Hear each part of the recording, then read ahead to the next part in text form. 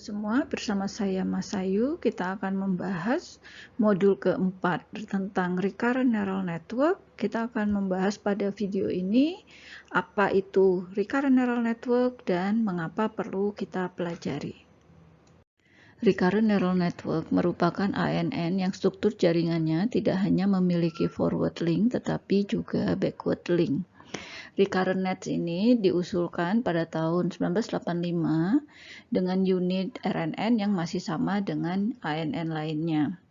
Lalu unit RNN ini dikembangkan menjadi LSTM yang setiap unitnya memiliki 3 gate, kemudian dikembangkan lagi menjadi GRU yang memiliki hanya 2 gate yang lebih efisien dibandingkan LSTM, dan terakhir dikembangkan terus menjadi residual gate unit atau regu. RNN disebut juga dengan feedback neural network karena dia memiliki backward link seperti ini. Hal ini dirancang untuk menangani sequential data. Nah, pada RNN ini juga dikenal istilah time step dan dilakukan sharing parameter antar time step yang akan kita pelajari berikutnya. RNN dirancang untuk menangani sequence data. Mari kita lihat seperti apa sequence data itu. Ada sequence data yang memiliki interval waktu yang sama, seperti data inflasi yang diupdate secara periodik. Ini disebut dengan time series data. Yang kedua adalah symbolic sequence data, yang interval waktunya tidak harus sama, seperti data transaksi seorang user selama dia berbelanja di suatu e-commerce atau browsing history kita. Nah, sequence data yang lain adalah natural language data atau data bahasa alami seperti teks ataupun speech, dan sequence data seperti video.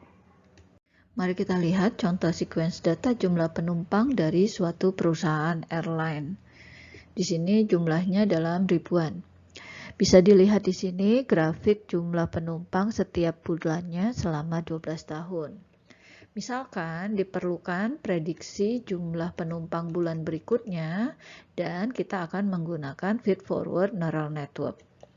Untuk membangun model feed-forward neural network, minimal diperlukan dataset pasangan X dan Y berupa jumlah penumpang suatu bulan untuk X-nya dan jumlah penumpang bulan berikutnya. Misalnya di sini bulan Januari 49 itu 112.000.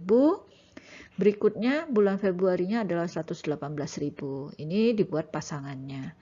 Nah, dataset ini hanya menggunakan satu fitur, kita sebut dengan one feature dataset.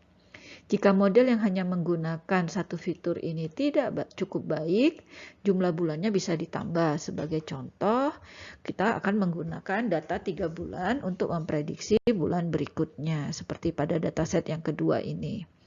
Arsitektur jaringannya cukup diubah di bagian input layer saja. Sekarang kita bahas bagian backward link ini. Ketika jaringan ini kita unfold, sebenarnya kalau kita menggunakan n time step, terdapat n jaringan yang sama. Sehingga hasil, yaitu yang bagian output layernya, Y yang ke T, pada setiap time step tidak hanya bergantung pada input X yang ke T, tetapi juga bergantung pada nilai hidden state pada time step sebelumnya. Kelebihan lain dari RNN adalah adanya parameter sharing antar time step. Jadi bisa kita lihat di sini terdapat 3 parameter yang sama untuk setiap time step, yaitu U, V, dan W.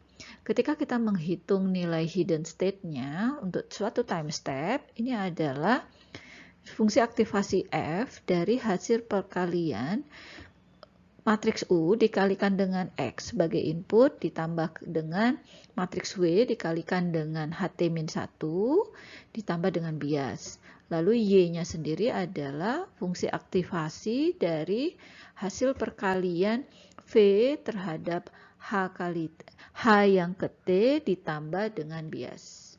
Kembali ke contoh dataset yang menggunakan 3 nilai untuk memprediksi nilai berikutnya menggunakan FFNN, maka kita bisa merancang RNN di mana kita memproses dulu nilai dari X1, lalu hasil dari X1 ini akan mempengaruhi ketika kita menghitung nilai untuk time step kedua dari X2 sampai dengan sejumlah time step yang didefinisikan. Model FFNN dengan 3 feature dataset yang ada di sebelah kiri itu sama saja dengan kalau kita mengimplementasikan RNN dengan satu features dengan menggunakan dataset yang ada di sebelah kanan tetapi menggunakan 3 time step. Sebagai penutup, kita sudah mempelajari RNN itu merupakan feedback neural network karena memiliki backward link. RNN dirancang untuk sequence data, adanya ketergantungan antar neuron, antar time step, dan adanya parameter sharing juga pada RNN. Pada video berikutnya kita akan membahas tentang forward propagation pada RNN.